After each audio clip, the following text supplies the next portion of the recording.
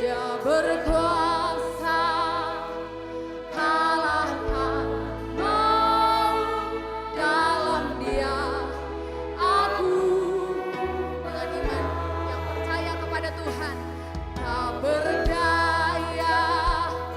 Dia kuatkan terbelenggu, semuanya dibebaskan dalam nama Yesus.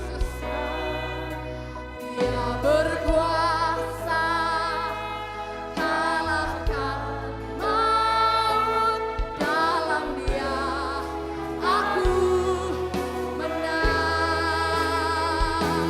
Dalam nama Yesus kutuk jadi berkat, dalam nama Yesus dosa diampuni, dalam nama Yesus masih ada kemenangan. Amin. Dalam nama Yesus, dalam nama Yesus aku dipulihkan.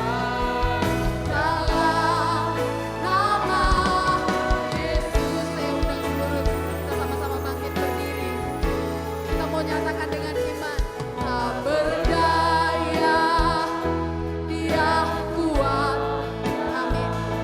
Terbelenggu, semuanya dibebaskan dalam nama Yesus. Sebab Engkau yang berkuasa Tuhan. Dalam Dia aku menang. Dengan iman katakan, dalam nama Yesus kutuk jadi berkat, dalam nama Yesus setiap dosa kami sudah diampuni di kayu salib. Dalam nama Yesus ada kemenangan, dalam nama Yesus aku dipulihkan. Dalam nama Yesus, dalam nama Yesus kutuk jadi. Amin, amin, amin ya Tuhan. Kami percaya di dalam nama-Mu setiap dosa kami diampuni. Oh haleluya, haleluya.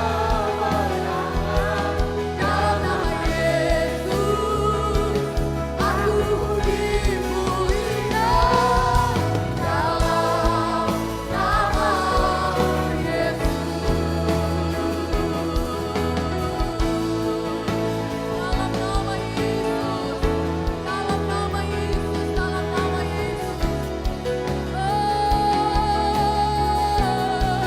Dalam nama Yesus, kami percaya setiap kutuk Tuhan mampu banget jadi berkat bagi kami.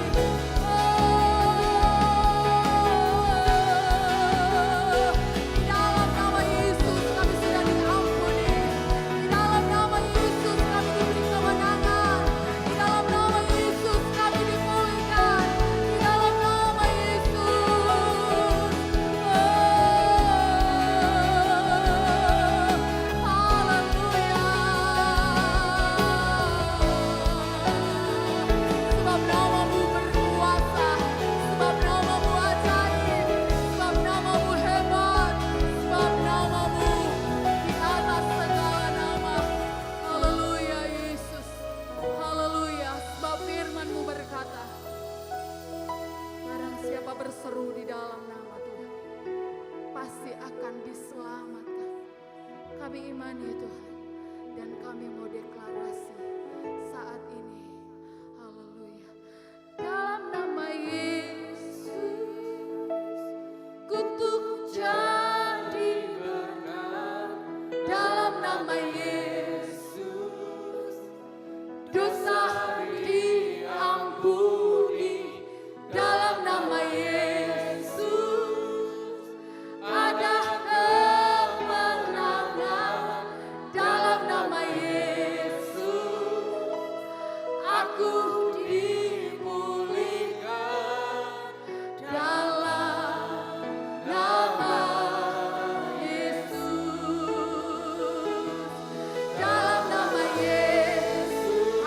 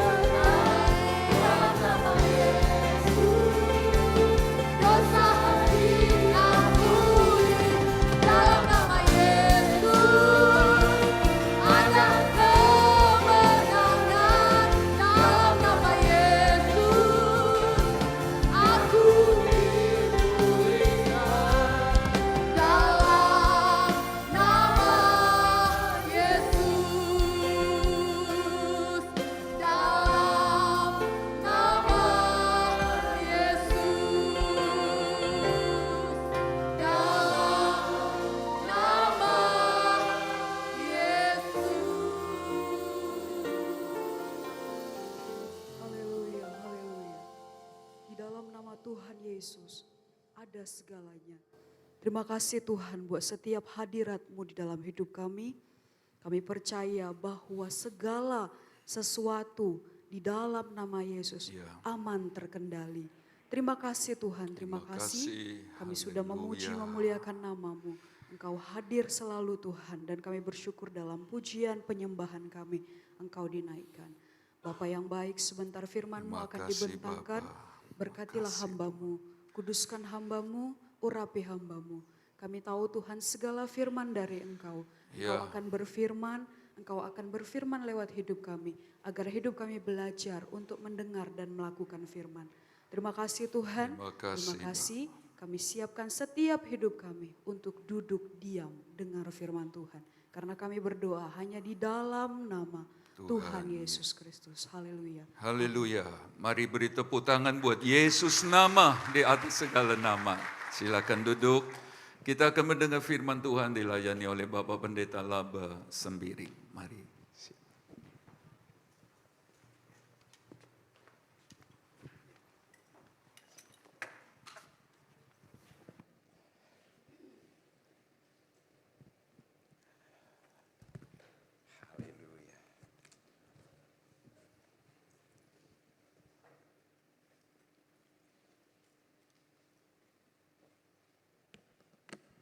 Haleluya, haleluya, haleluya, shalom.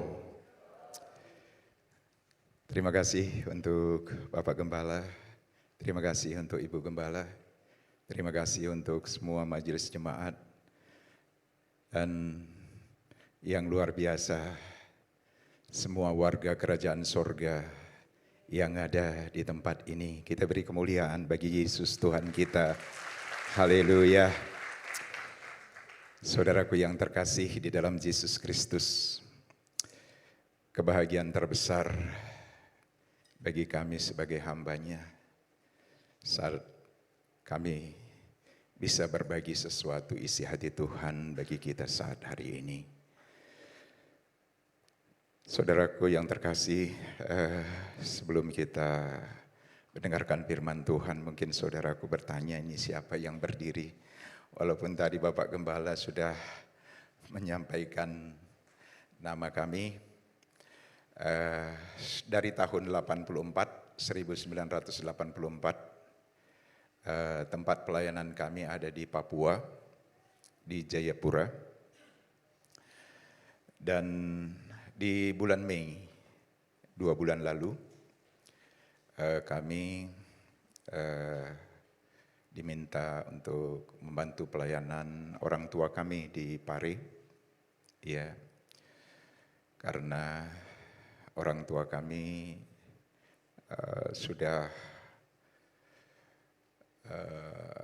sudah sepuh, dan pandangan mata pun untuk membaca ayat-ayat firman Tuhan sudah agak berkurang jauh. Dari kekuatan fisik pun sudah agak melemah, sehingga sebagai hamba Tuhan kami siap untuk melayani pekerjaan Tuhan. Ya, saya orang tua Aser yang jemaat Tuhan sudah menjadi berkat bagi saya melalui anak saya. Bagi saya anak ini adalah aset kerajaan sorga yang sudah dididik bagaimana seharusnya menjadi pelayan, menjadi yang terkecil dari semua, dan semoga apa yang anak ini terima selama ada di sini nanti anak ini bisa gunakan untuk memenangkan jiwa lebih banyak. Saudaraku yang terkasih di dalam Yesus Kristus, mari yang terlebih daripada itu, firman katakan kita tidak hanya hidup dari roti saja, amin, tetapi kita hidup dari firman Allah. Di hari-hari terakhir ini saudaraku, sebelum hari mulia itu datang, kita harus dibentuk serupa dengan firman. Kita tidak lagi hanya sekedar pendengar, tetapi jadikan firman itu menjadi daging. Jadikan firman itu menjadikan saudara semakin serupa dengan gambaran Yesus. Sehingga saat Allah menciptakan manusia, dan Allah tidak pernah gagal saat Dia katakan, marilah kita menciptakan saudara dan saya, manusia serupa. Keserupaan dengan Allah, itulah yang Allah inginkan selama ada anugerah, selama ada nafas hidup, supaya saat kemuliaan itu datang. Apakah saat Allah menyatakan kemuliaannya di atas awan-awan,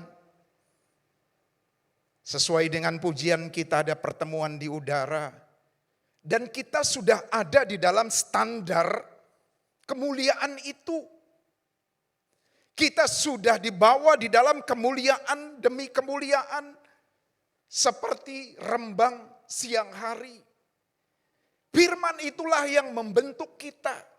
Firman inilah yang menjadikan kita manusia lama, hidup lama, menjadi hamba dosa, menjadi hidup baru, serupa dengan gambaran Yesus. Amin, saudaraku.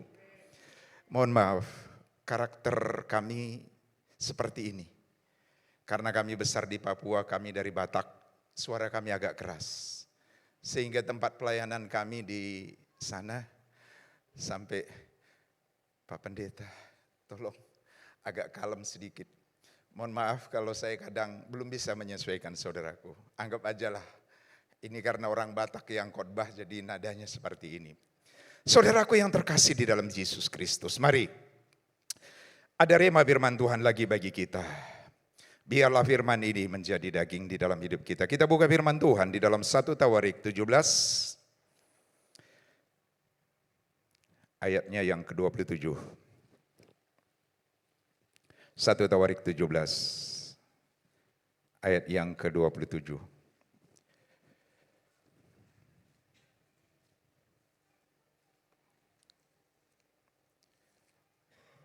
Yang sudah menemukannya, saya undang kekasih Tuhan untuk bangkit berdiri. Kita akan sama-sama bangkit berdiri untuk menghormati pembacaan firman Tuhan. 1 Tawarik 17 ayatnya yang ke-27. Silakan simak, di layar juga ada, di Alkitab saudara silakan. Saya bacakan 1 Tawarik 17 ayat 27. Kiranya engkau sekarang berkenan memberkati keluarga hambamu ini, supaya tetap ada di hadapanmu untuk selama-lamanya. Sebab apa yang kau berkati ya Tuhan, diberkati untuk selama-lamanya. Amin. Silakan duduk. Saudaraku yang terkasih di dalam Yesus Kristus. Hidup kita ini tidaklah hanya untuk diri kita sendiri, hanya untuk saat dan waktu ini saja. Tetapi ada tanggung jawab yang kita harus jadikan itu sebagai momentum, di mana saat kita ada di bumi ini, saat Tuhan izinkan saudara ada di tempat ini, ada maksud, ada rencana Tuhan menempatkan kita menjadi satu kesatuan tubuh untuk dibentuk apa yang Allah inginkan bagi kita. Di dalam nats yang baru kita baca ini adalah perikopnya doa syukur Daud. Daud bersyukur saat di dalam ayat sebelumnya, di dalam 16, Raja Daud ini dengan segala kerendahan hati. Walaupun dia posisinya seorang raja seperti itu. Tetapi saat dia berkata, siapa aku Tuhan? Siapa aku Tuhan? Siapa keluargaku Tuhan? Ini sebuah karakter yang luar biasa. Pada pagi hari ini, kita akan melihat, kita akan mempelajari firman Tuhan. Seberapa lama Tuhan izinkan kami berdiri menyampaikan kebenaran firman Tuhan. Mudah-mudahan saudara bisa bersabar, saudaraku.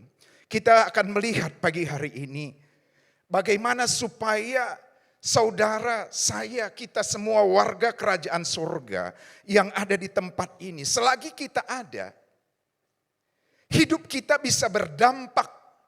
Bukan hanya bagi kita sendiri. Terkadang sebagai kepala keluarga mengatakan, ya toh anak saya kan sudah dewasa. Ya anak saya kan sudah bisa menentukan jalan hidupnya sendiri. Ya toh dia kan punya kemauan bebas sendiri. Silahkan dia putuskan sendiri apa yang terbaik bagi dia. Saudaraku yang terkasih, kita akan lihat kebenaran firman Tuhan. Apakah benar prinsip-prinsip yang dianut oleh dunia, dan kita akan lihat di dalam kebenaran firman Tuhan. Pada pagi hari ini kita akan lihat dua pembeda. Kita akan bandingkan dua pribadi. Bagaimana satu pribadi ini generasi demi generasi di dalam hidupnya. Seperti generasi Daud yang tercatat terus, yang tidak ada putus-putusnya. Sampai dengan penebus Yesus Kristus yang mengambil rupa sebagai manusia yang adalah Allah yang kekal, meninggalkan sorga yang mulia dan mengambil rupa sebagai manusia dari garis keturunan. Saat firman katakan, siapa aku, siapa keluargaku, dan di dalam ayat 27 ini tadi, diberkatilah kiranya keluarga hambamu ini. Ada sebuah berkat yang terus tidak ada putusnya. Tetapi ada satu kelompok yang nanti kita akan lihat. Saudaraku, mari kita buka yang pertama dulu. Di dalam 1 Samuel 7 ayat 1.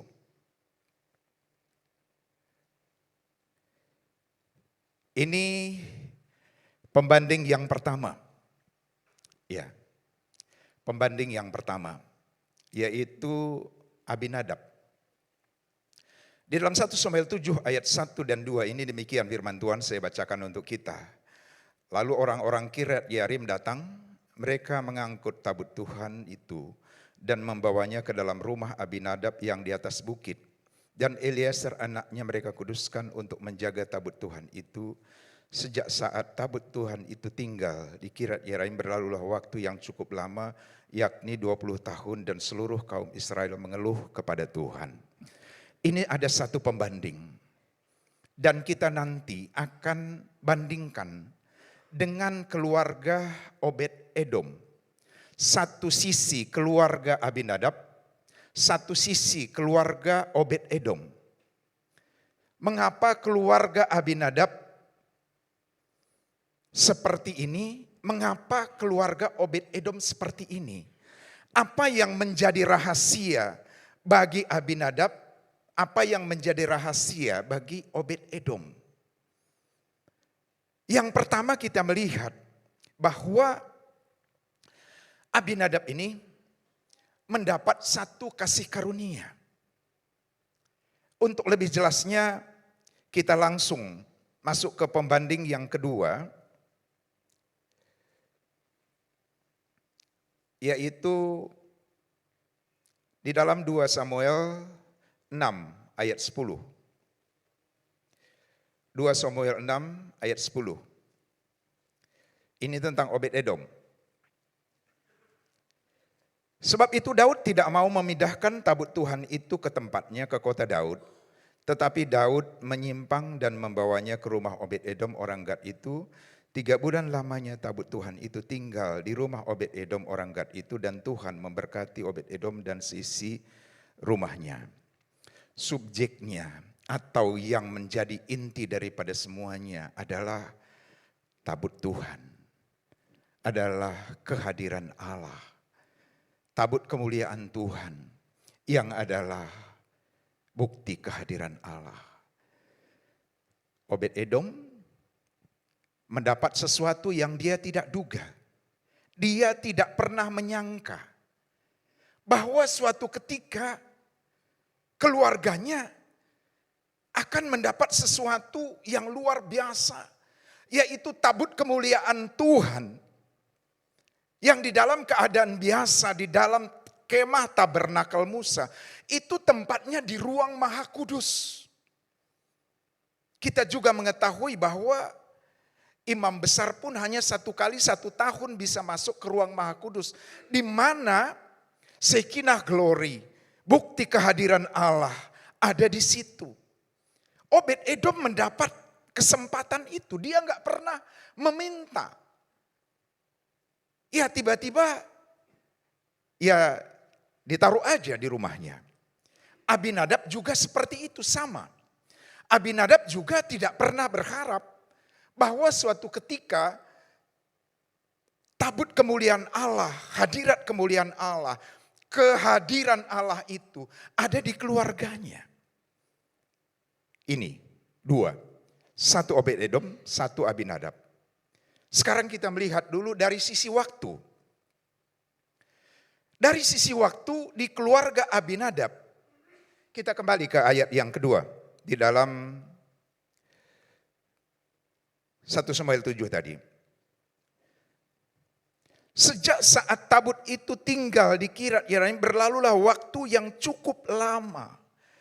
Dan disebutkan 20 tahun. Berlalu waktu yang cukup lama. Mestinya waktu yang cukup lama seperti itu saat bukti kehadiran Allah yang dahsyat dan luar biasa di keluarga Abinadab ini, mestinya sudah mengerjakan sesuatu. Mestinya sudah mengerjakan sesuatu yang luar biasa di keluarga itu. Tetapi faktanya tidak seperti itu. Faktanya tidak terjadi apa-apa. Malah kemudian anak dari salah satu anak laki-laki dari Abinadab ini, namanya Usa, ini malah mati saat dia berusaha untuk menahan tabut kemuliaan Tuhan itu saat ada di atas kereta lembu, saat kereta itu mau terprosok dan tabut itu jatuh, kemudian dia mau tahan, disitulah salah satu anak laki-laki dari Abinadab ini mati. Dan tidak dituliskan bahwa Tuhan memberkati keluarga Abinadab. Yang kita baca malah anaknya mati. Mengapa? Apa yang menjadi penyebab? Ini kita akan nanti lihat, saudara. Sementara di keluarga Obed-Edom, hanya 3 bulan, hanya 90 hari. 90 hari ini, kemudian nanti kita akan baca, dampak dari 90 hari, 10 generasi yang tercatat di dalam Alkitab. Itu orang-orang yang luar biasa. 10 generasi. Tentu yang tercatat sampai generasi ke-10 dari sejak Raja Daud. Sebab saat Raja Amasya memerintah sebagai raja di Israel atau di kerajaan sebelah selatan, yaitu kerajaan Yehuda, ini keluarga anak keturunan dari Obed-Edom ini masih menjadi kepala perbendaharaan yang mengurusi semua perbendaharaan raja, yang mengurusi semua harta kekayaan kerajaan. Ini masih keturunan Obed-Edom ini. Dengan waktu yang 90 hari, waktu 3 bulan, dampaknya luar biasa. Anak dari Obed-Edom itu orang-orang yang profesional, orang-orang yang cakap di dalam kerjaannya. Di dalam militer dia panglima, dia pahlawan-pahlawan perang. Di sini kita bisa melihat dari 2 keluarga ini subjeknya sama. Kehadiran Allah yang terutama dan utama daripada semua berkat itu adalah Shekinah glory, kehadiran Allah di tengah-tengah keluarga ini. Tetapi satu dampaknya seperti ini, satu dampaknya seperti ini. Apa yang menjadi penyebab, saudaraku? Yang pertama, di keluarga Abinadab, kita lihat dulu apa yang mereka perbuat sehingga tidak terjadi sesuatu. Kita kembali kepada 1 Samuel pasal 7 ayat yang pertama. Orang-orang Kiriaim datang, mereka mengangkut tabut Tuhan itu dan membawanya ke dalam rumah Abinadab yang di atas bukit. Dan Eliezer anaknya mereka kuduskan untuk menjaga tabut Tuhan. Di sini tersurat Abinadab lepas tangan. Ini yang kita bisa lihat. Bukti lepas tangan itu seperti apa? Dia panggil anaknya. Eliezer, sini. Bapak banyak tugas ini. Bapak banyak kerjaan ini. Kira-kira begitulah bahasa bebasnya. Bapak sibuk ini. Bapak enggak ada waktu ini. Sini Eliezer, kau bertugas menjaga tabut ini. Seperti itu. Itu saja yang tertulis yang kita bisa lihat. Jadi saat dia menyerahkan tanggung jawab yang seharusnya sebagai imam di keluarga itu, seharusnya sebagai kepala di keluarga itu, ya tentu dialah yang harus bertanggung jawab.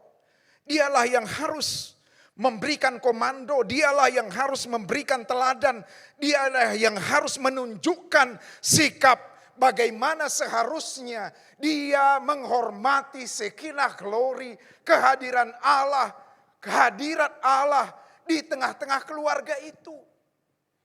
Di sini kita bisa melihat dan kita bisa melihat tersirat bahwa penghargaannya,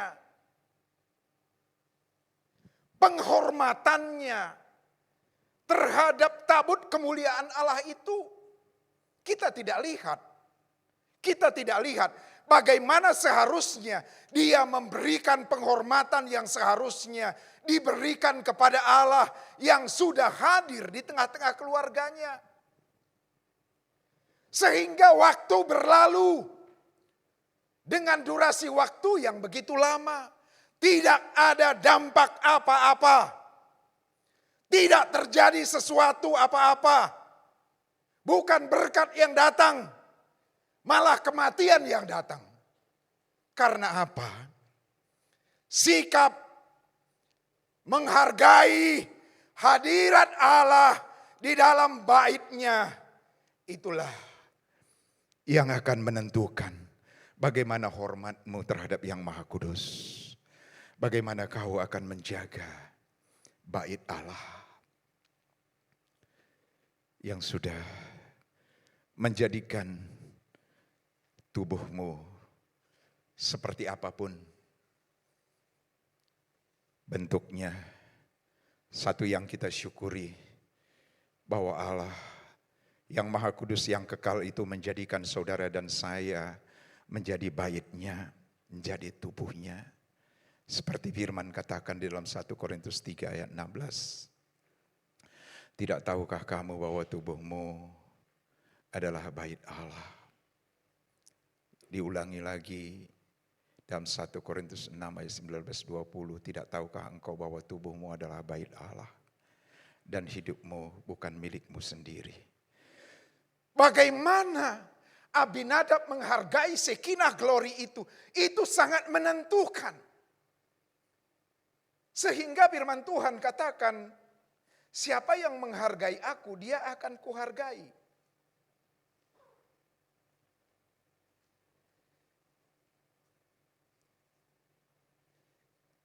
Ya, di dalam 1 Samuel 2 ayat 30. 1 Samuel 2 ayat 30. Sebab itu demikianlah firman Tuhan Allah Israel.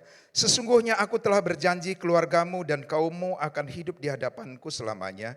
Tetapi sekarang demikianlah firman Tuhan. Jauhlah hal itu daripadaku. Sebab siapa yang menghormati aku akan kuhormati. Tetapi siapa yang menghina aku akan dipandang rendah. Ini juga pembanding kedua yang setipe dengan Abinadab.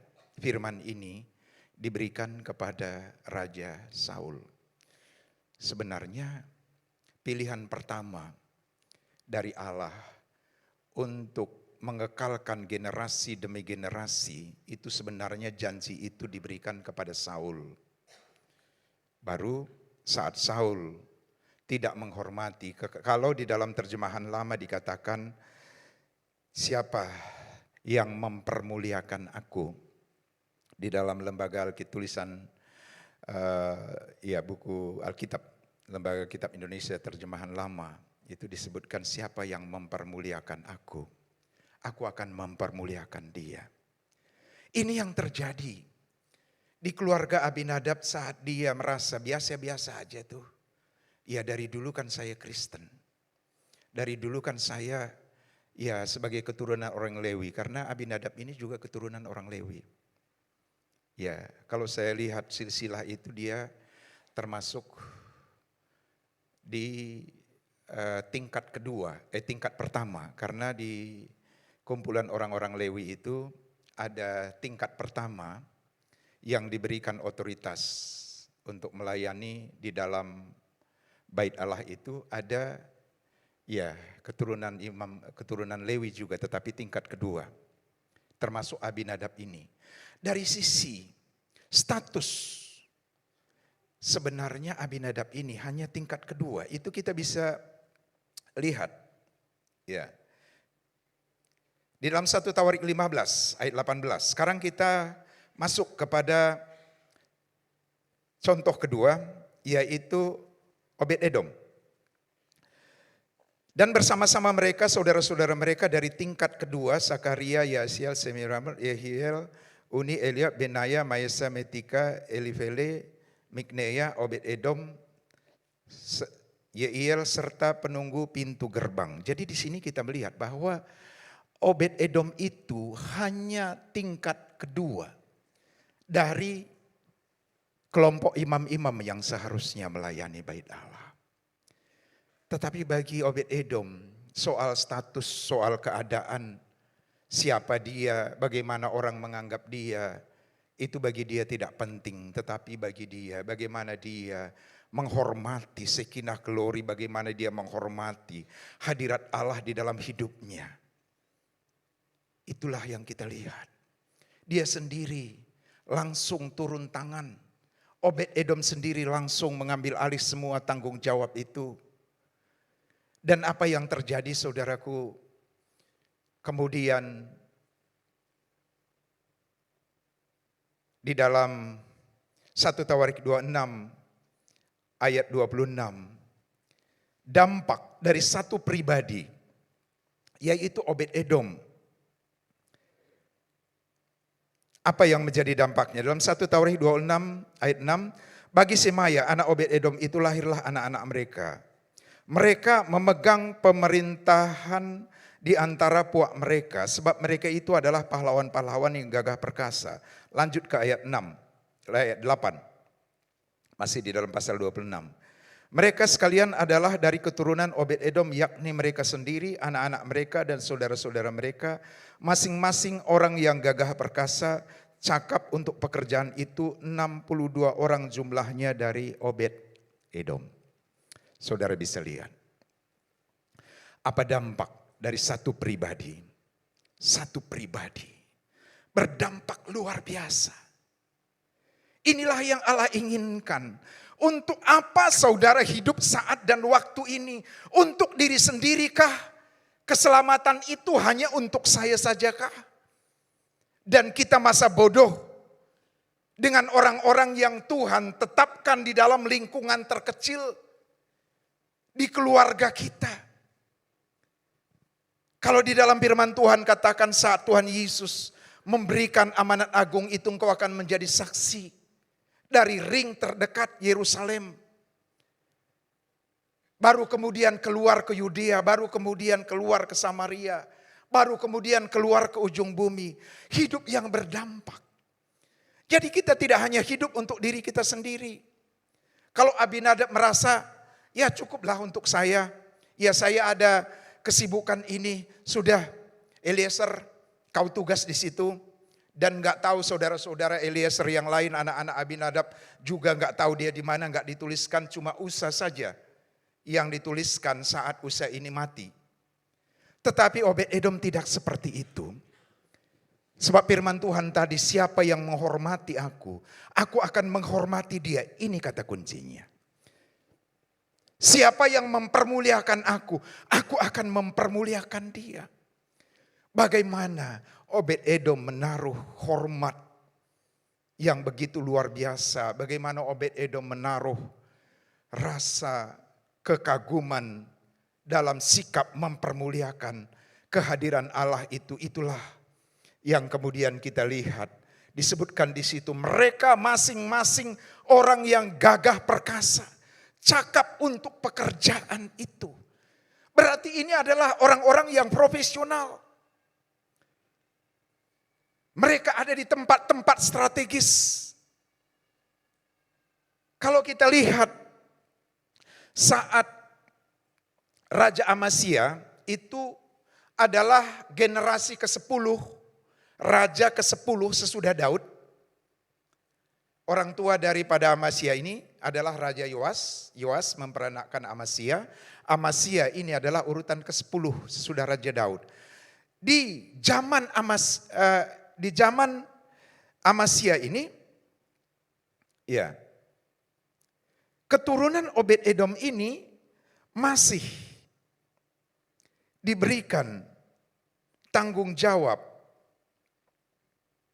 untuk mengurus semua perbendaharaan raja. Itu dalam 2 Tawarik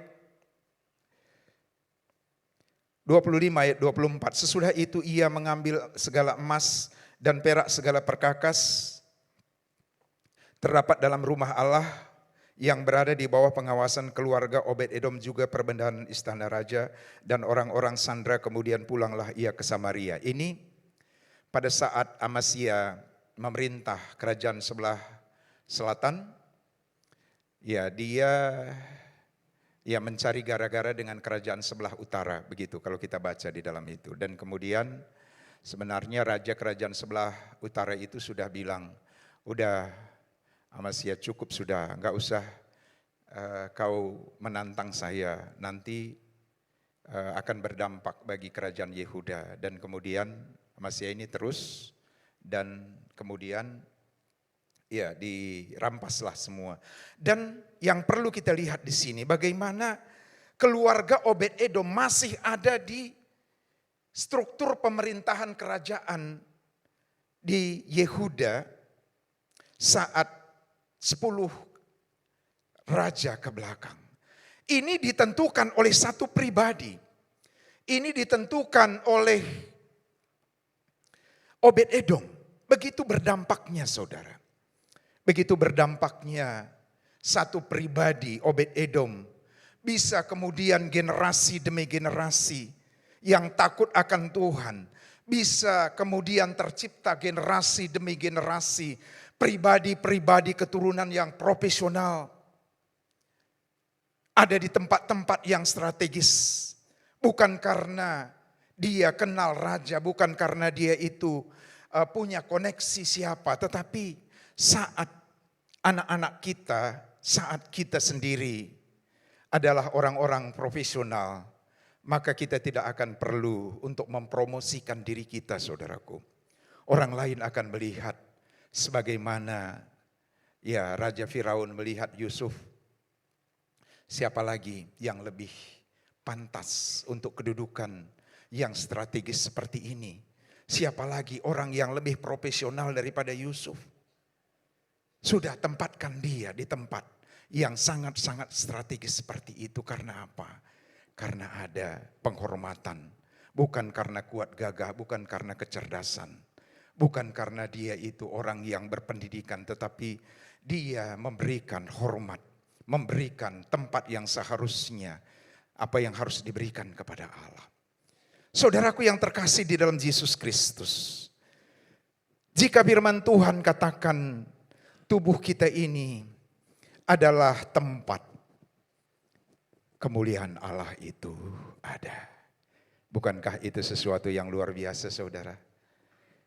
Amin saudara. Banggalah. Bangga. Jangan pernah mau menjadi orang lain. Ya, khususnya anak-anak muda di tempat ini. Terkadang saat melihat idolanya seperti itu dan kemudian aduh seandainya saya seperti idola saya, seandainya saya seperti itu, dan kemudian dia tidak mensyukuri bahwa sesuatu yang luar biasa dia miliki, yaitu dia bisa menjadi tempat kediaman dari Allah yang Maha Kudus itu. Oleh sebab itu saudaraku, mari sebagai ayat yang terakhir kita buka di dalam 1 Korintus 3 ayat 16.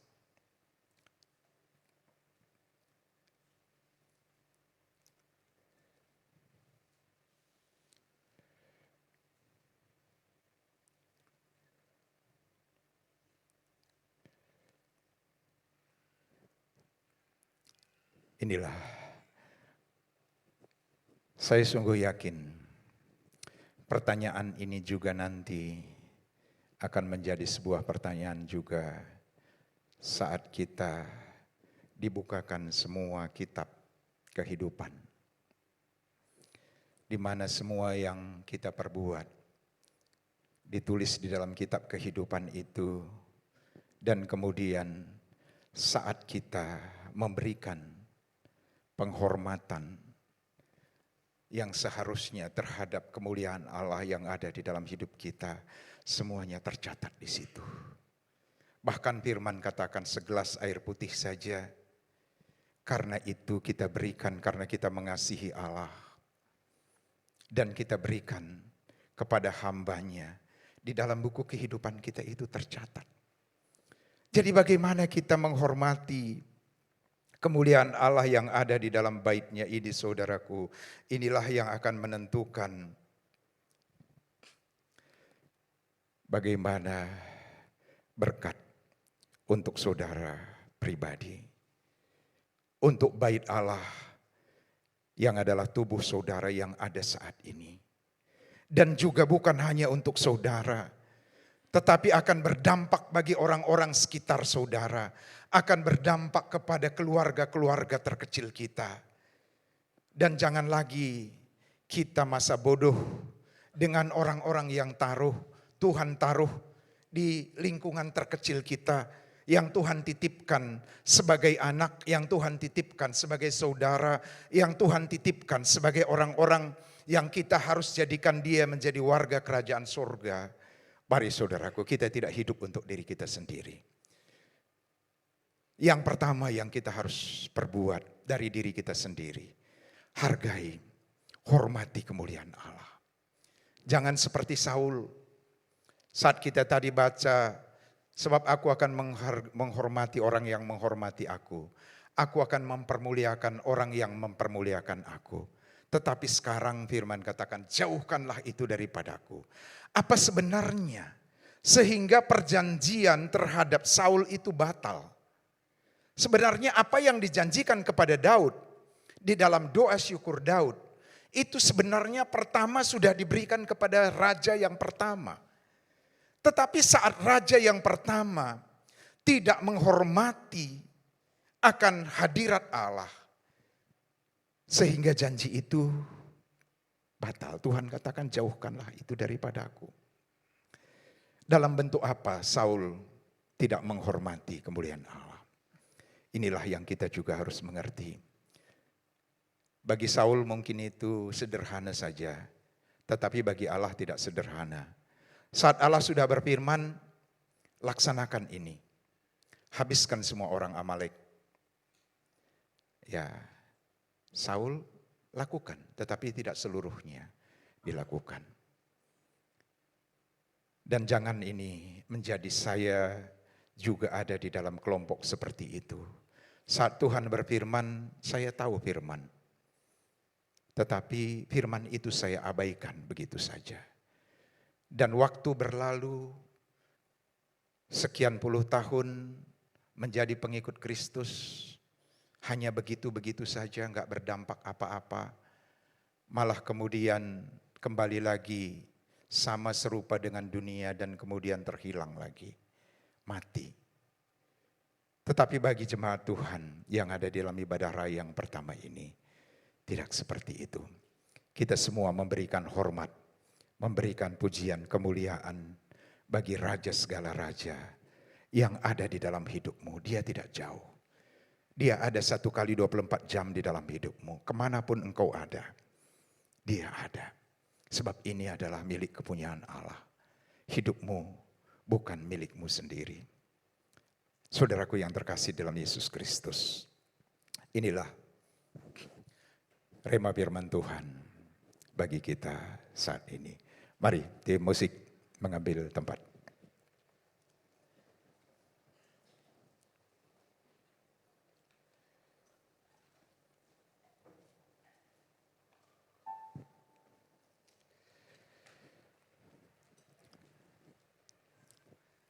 Kita angkat satu pujian. Ku kagum hormat akan engkau, kau sungguh indah tiada taranya. Haleluya. Mari saudara terkasih, tutup Alkitabmu. Allah menginginkan sesuatu terjadi di dalam hidupmu. Bagaimana engkau menaruh hormat? Bagaimana engkau menaruh kekaguman akan hadirat Allah yang luar biasa yang telah membeli engkau, yang sudah menjadikan hidupmu menjadi baitnya. Katakan, ku kagum hormat akan engkau, kau sungguh indah tiada taranya. Haleluya.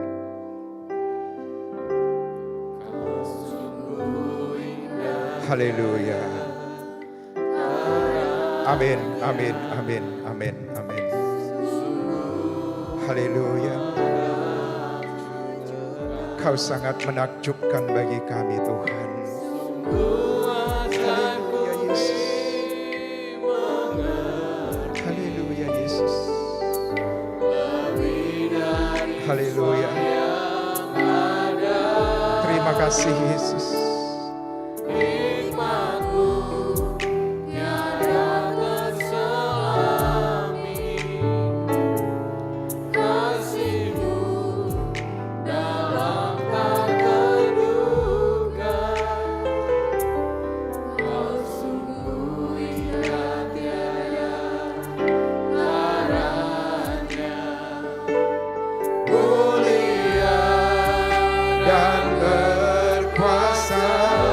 Mari kita sama-sama bangkit berdiri, katakan, ku kagum hormat akan engkau Tuhan.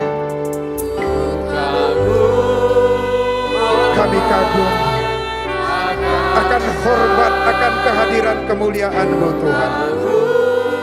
Hormat akan engkau, Kau Allah yang layak dipuji. Kagum akan engkau. Haleluya Yesus.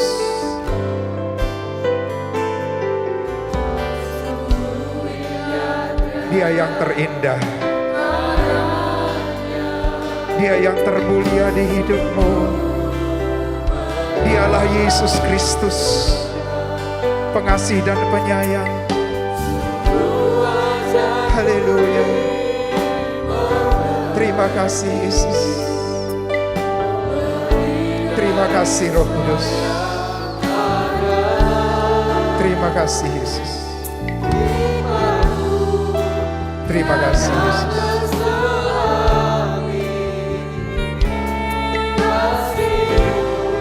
Kasih-Mu yang dahsyat.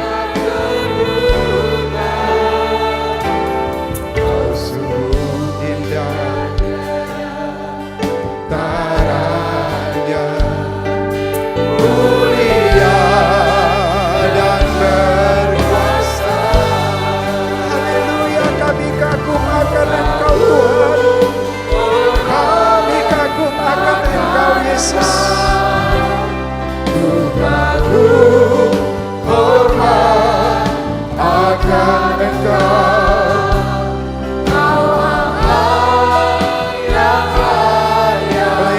selanjutnya kami serahkan kepada Bapak Kepala.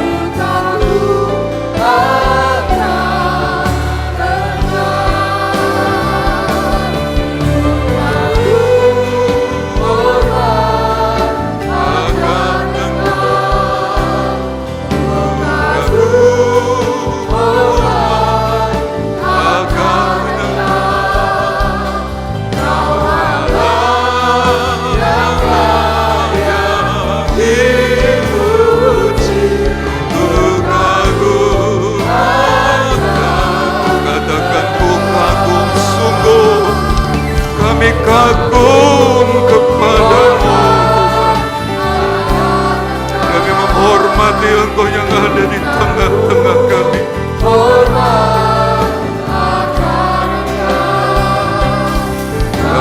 Allah yang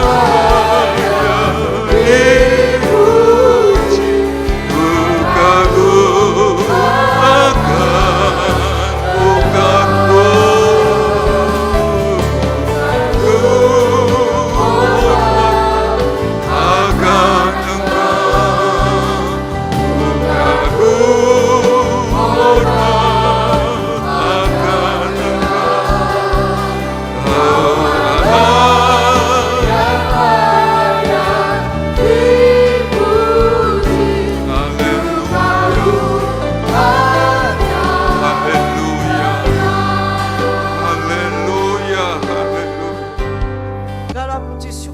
Terima kasih, kehadirat-Mu ya Bapa pagi hari ini.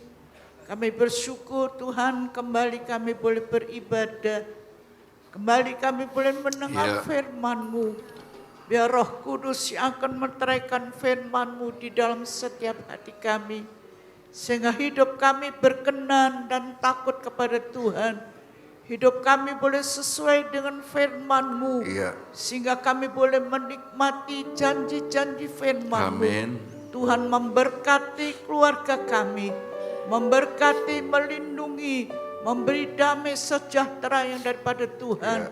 Khususnya keselamatan jiwa yang Kau sudah berikan kepada kami. Jadi milik kami. Sehingga kami boleh beroleh keselamatan yang kekal di dalam kerajaan surga. Tuhan, selama kami hidup di dunia, ajarlah kami hidup sesuai dengan firman-Mu. Dan takut firman-Mu, dan kami boleh melakukan firman-Mu. Sehingga kami diberkati. Haleluya. Keluarga kami sampai kepada keturunan kami diberkati Tuhan. Ditolong Tuhan. Sehingga kami boleh mengalami damai sejahtera yang daripada Tuhan. Terima kasih Tuhan, memberkati pagi hari ini. Sidang jemaat Tuhan yang sudah beribadah, yang sudah berbakti kepada Tuhan. Engkau mengenal apa yang menjadi kebutuhan sidang jemaat Tuhan. Keluarga demi keluarga, pribadi dengan pribadi. Tuhan yang menolong kami. Tuhan yang mendengar apa yang menjadi doa kami. Dan Tuhan yang mengabulkan apa yang menjadi kerinduan kami. Tuhan, terima kasih Tuhan. Buat kasih-Mu, buat kemurahan-Mu, dan firman-Mu yang hidup, firman-Mu yang berkuasa, tetap bekerja dalam setiap hidup kami ya Tuhan. Terima kasih Tuhan, buat kasih setia Tuhan yang Kau sudah berikan bagi kami semua. Di dalam nama Tuhan Yesus Kristus. Haleluya. Haleluya. Amin.